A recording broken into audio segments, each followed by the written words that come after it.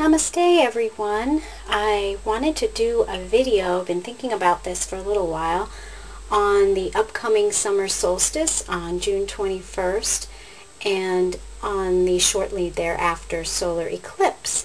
And I've been listening to lots of different podcasts and things, and a lot of information about these events has been coming to me, and of course I don't think there's any coincidences.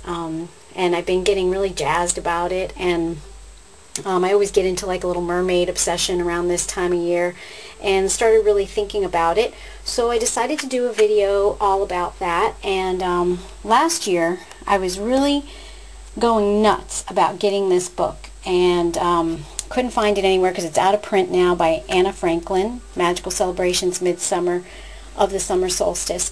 And it was like $40 on Amazon used, and Jen, actually, Mrs. Rudan, gave me a great link for used books where they shop around for the best price, and I got it for not too bad of a price, and I think it's a wonderful book. My review is it's great. There's, let's see, all kinds of folklore and stories and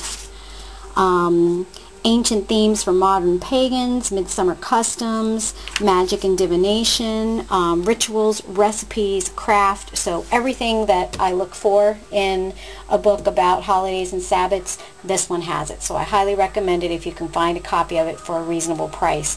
I wouldn't pay $40 or $60 even, like sometimes I've seen it for, but I think I paid $20 around there, and it was a good buy. Okay, about the summer solstice, I want to talk about crystals and stones, of course. What do I ever want to talk about? So, some really strong sun stones, and I'm talking about stones that embody the properties of the sun, are pyrite and citrine. And here, this is my personal little piece that I keep nearby on one of my Tibetan monks. This is Madeira citrine, which I'm all out of right now.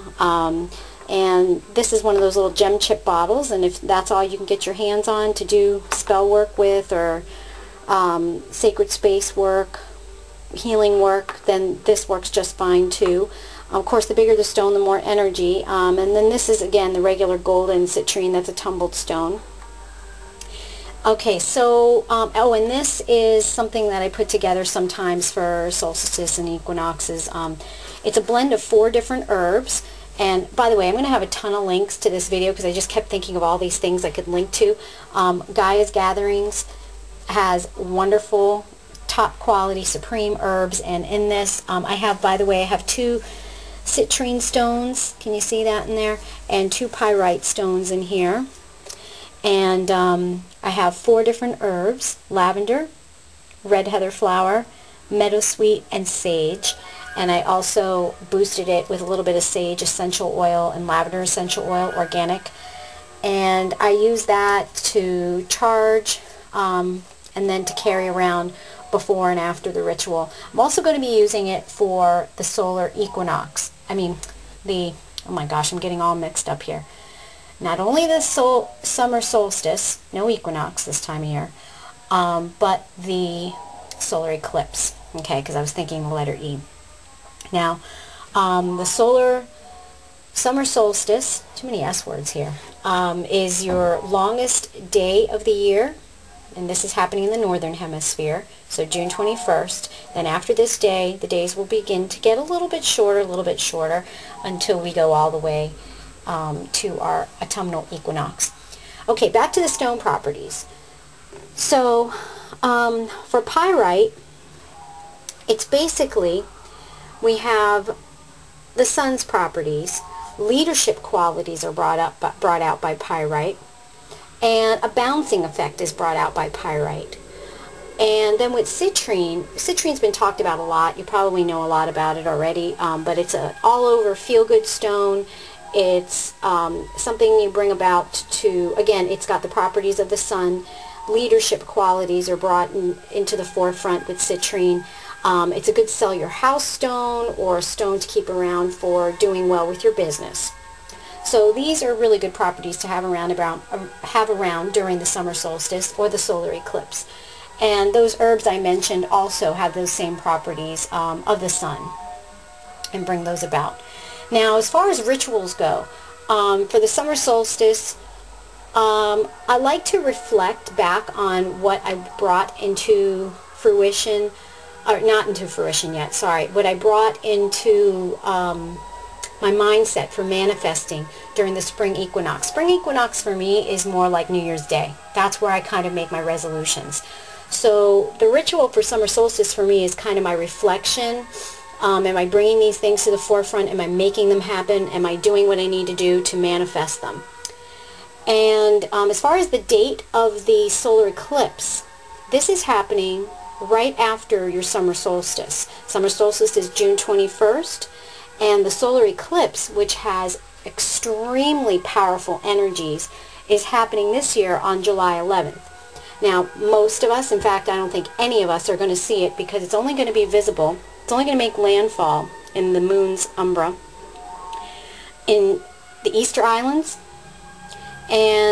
or Easter Island, I should say, in the Cook Islands, and it's going to be happening in the southern hemisphere, mostly over the Pacific Ocean. So we're pretty much out of luck as far as seeing it. However, the energies are still going to be manifested throughout the planet.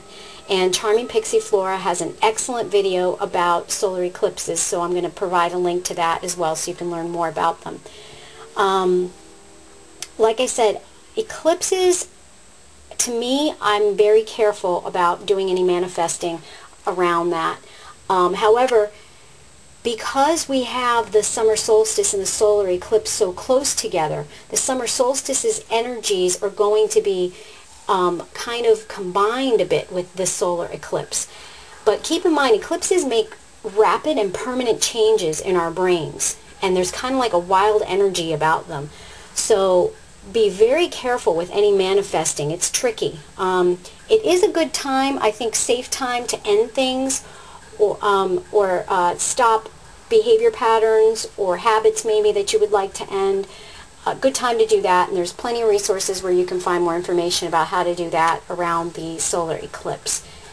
There's also, in between those two events, the summer solstice and the solar eclipse, a partial lunar eclipse, and again, Charming Pixie Flora has a great video on what kind of energies lunar eclipses have, but I wanted to stick to the sun and summary type stuff here. And I'm going to provide a link so you can see a map from NASA that will show you where the solar eclipse can be seen throughout the planet. And let me see, was there anything else I wanted to bring up? I think that's about it. I do have pyrite and citrine and this little, I guess you could call it ritual bag, on my Etsy shop. And I'm going to provide as many links as I can think of for this topic because it's a real exciting one to me. And that's about it. And I'll be getting into my mermaids, and I'll probably put a link to my blog there because I'll probably have more stuff to say as I think of it regarding these two events. Okay, crystal blessings everybody. Bye.